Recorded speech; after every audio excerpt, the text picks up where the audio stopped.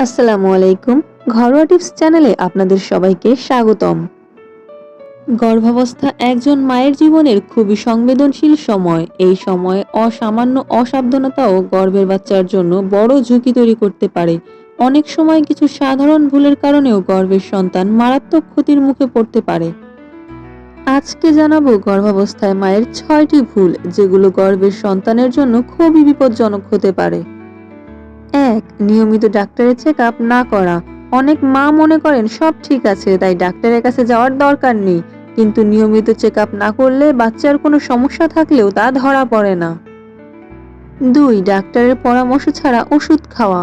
অনেকে নিজের ইচ্ছে মতো বা অন্যের কথা শুনে ওষুধ খেয়ে ফেলেন, কিন্তু কিছু ওষুধ গর্ভের বাচ্চার জন্য খুবই ক্ষতিকর হতে পারে।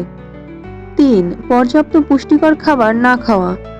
গর্ভাবস্থায় মা যদি ঠিকমতো পুষ্টিকর খাবার না খান, তাহলে বাচ্চা ঠিকভাবে বেড়ে উঠতে পারে না এবং অনেক সময় গুরুতর ঝুঁকি তৈরি হয়। ৪. অতিরিক্ত ভারী কাজ করা।